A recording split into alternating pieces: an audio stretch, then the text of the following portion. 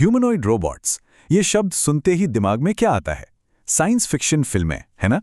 पर असलियत ये है कि ये अब कोई दूर के भविष्य की बात नहीं रही, बल्कि ये एक ऐसी क्रांति है जो ठीक इसी साल 2024 में हमारे दरवाजे पर दस्तक दे रही है। तो सवाल यही उठता है कि आखिर अभी क्यों?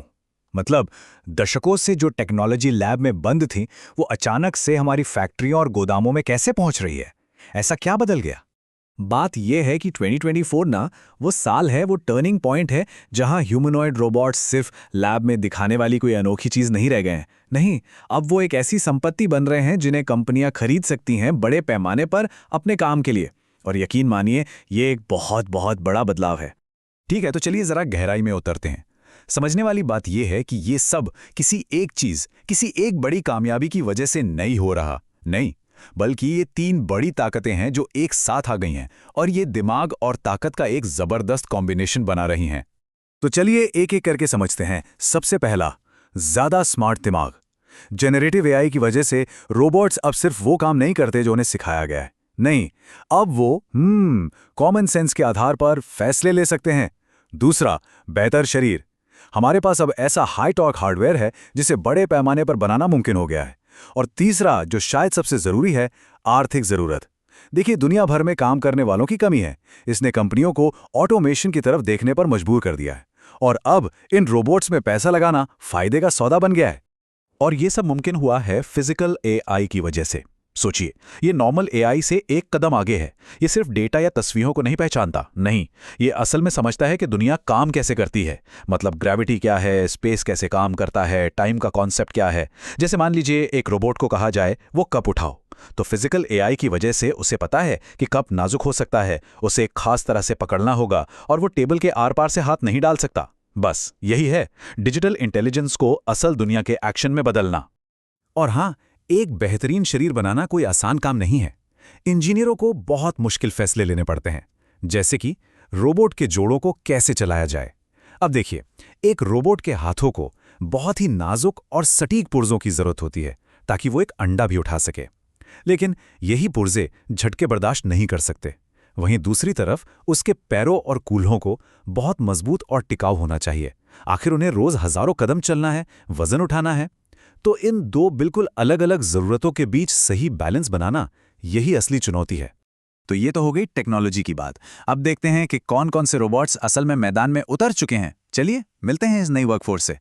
तो इस मैदान में ना फिलहाल तीन बड़े खिलाड़ी हैं। एक है टेस्ला का ऑप्टिमस। इसकी खासियत यह है कि ये अपनी सेल्फ ड्राइविंग कारों वाली टेक्नोलॉजी इस्तेमाल करता है और इसे बड़े पैमाने पर बनाने के लिए डिजाइन किया गया है। फिर आता है फिगर 01। ये ओपन एआई के साथ मिलकर बहुत ही बारीक काम कर सकता है, जैसा कि हम BMW के प्लांट में देख ही चुके हैं। और तीसरा है एजिलिटी का डिजिट। इसका जो अनोखा रिवर्स नी डिजाइन है ना, वो उसे गोदामों में जबरदस्त स्थिरता देता है। चलिए अब आते हैं सबसे बड़े सवाल पे, पैसा। इसकी कीमत क्या है?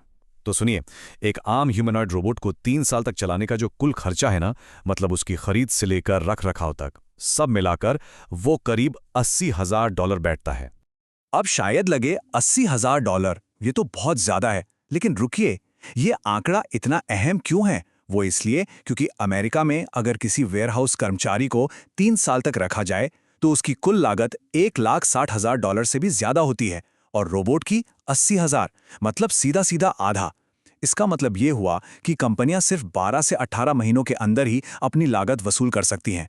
अब ये एक ऐसा आर्थिक तर्क है जिसे नजरअंदाज करना मुश्किल है। लेकिन जैसा हर नई टेक्नोलॉजी के साथ होता है, सब कुछ इतना आसान नहीं है। इसके साथ कुछ सामाजिक बाधाएं और डर भी जुड़े हैं। तो चलिए अब जरा उन पे नजर डालते हैं। इसमें सबसे बड़ी मनोवैज्ञानिक बाधा है अनकैनी वैली। ये ना वो अजीब सी असहज सी फीलिंग होती है जब कोई चीज इंसान जैसी तो दिखती है पर पूरी तरह से नहीं। सोचिए कोई रोबोट बिल्कुल इंसान जैसा दिखे लेकिन उसकी हरकतें मशीनी हों, वो और भी ज्यादा डरावना लगता है ना। लेकिन एक दिलचस्प बात है, रिसर्च बताती है कि शायद एक टेम्पररी प्रॉब्लम हो। जो बच्चे आज रोबोट्स के साथ बड़े हो रहे हैं ना, उन्हें अजीब नहीं लगता, वो ये असहजता महसूस ही नहीं करते।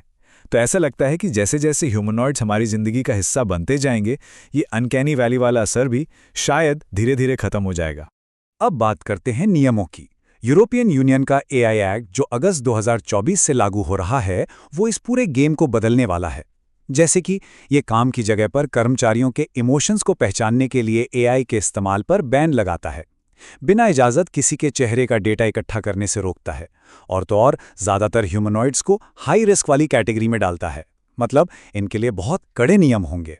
चलो, काम की जगह और पब्लिक स्पेस के नियम तो बन रहे हैं, लेकिन एक निजी घर के अंदर जो रोबोट होगा उसके लिए क्या नियम होंगे? अब यह सवाल और भी ज्यादा पेचीदा है।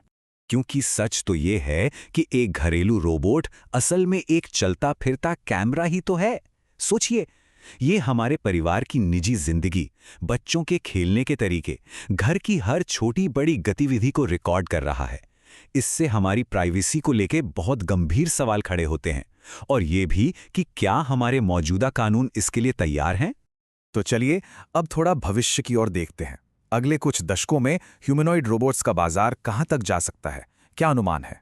तो अनुमान कुछ ऐसा है, 2025 तक ये रोबोट बड़े बड़े गोदामों और ऑटो प्लांट्स में आम हो जाएंगे। 2035 आते आते इनकी कीमत गिरकर एक छोटी कार के बराबर हो जाएगी, करीब $20,000। तब इन्हें बड़े पैमाने पर अपनाया जाएगा, और 2050 तक दुनिया भर में 1 अरब, जी हां 1 अरब से ज्यादा ह्यूमनॉइड रोबोट्स काम कर रहे होंगे। और अब सबसे हैरान करने वाली बात, 2050 तक सबसे बड़ा मार्केट इंडस्ट्रियल नहीं होगा बल्कि घरेलू होगा। जी हां, 60% रोबोट्स हमारे घरों में होंगे, खाना पकाने से लेकर सफाई करने और हमारे बुजुर्गों की देखभाल करने तक हर काम में मदद करते हुए। तो इस पूरी बातचीत का निचोड़ क्या है? 3 जरूरी बातें। पहली, अब असली चुनौती एआई को और स्मार्ट बनाना नहीं है, बल्कि रोबोट के शरीर को ज्यादा भरोसेमंद बनाना और उनकी बैटरी लाइफ बढ़ाना है। दूसरी बात, टेक्नोलॉजी से ज्यादा अब नियम कानून तय करेंगे कि ये रोबोट्स कितनी तेजी से अपनाए जाएंगे। और तीसरी और सबसे अहम बात, ह्यूमनॉइड रोबोट्स अब कोई साइंस फिक्शन का सपना नहीं, बल्कि एक आर्थिक जरूरत बन चुके हैं। और आखिर में एक सवाल जिसके बारे में सोचना जरूरी है। जैसे जैसे हम अपनी मदद के लिए इन नए रोबोट पार्टनर्स को बना रहे हैं, हमें ये भी सोचना होगा कि इस पूरी प्रक्रिया में हम खुद एक इंसान के तौर पर कैसे बदलेंगे।